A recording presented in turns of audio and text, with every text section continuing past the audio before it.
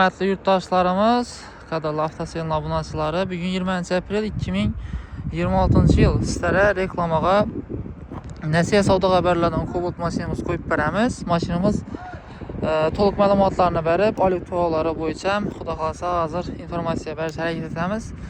Maşinimiz yine CK2 rəngdə köpçülük izlə bilən Svetdən 2022-ci ildə işləb çıxarılan, görürsəniz mümkün.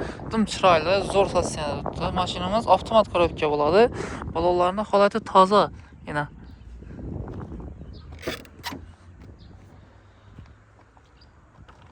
Salonda göynəmi L9'u basıbdı yine.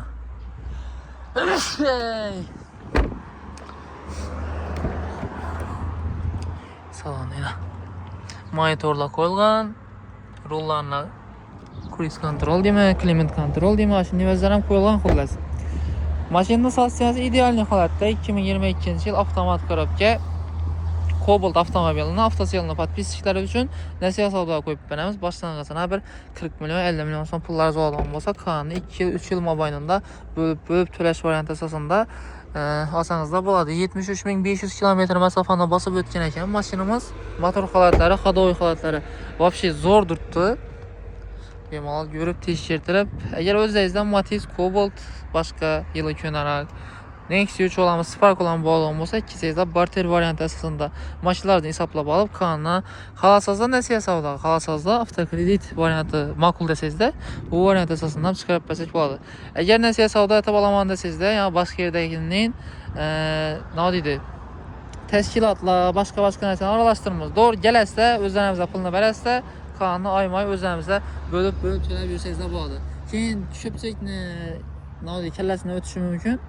Kreditdə duran maşınını Daqora variatör, yəni Nəsihə Savda variatördə bemalal dokumentasiyasına polnüsü teşkil etirib, keyin makul gəldi olmasa xərit etib asasda buladı. Cobaltlarımız boyunca asortimentlərimiz köp. Keyin Nəsihə Savda Xəbərlərdən Matizimizdən var. Bunun reklamasını qoyub verəmiz usta xalasa. Trekkerlərimiz satışa gəldi. Nexus, Spark, Gentra maşın boyunca asortimentlərimiz var. Bemalal sizdən satılan maşınlar olsa əksəriyyət tövsiyə verəmiz. Sizdən iltimas etdik qaldan nərsəmiz videomuza like basıb poddeşkiyə tutursanız da, bizə abunə olub qoysanız da sizlər üçün zor naqda işiniz zor variantdakı maşınlarını çıxarıb başda davam etəmiz.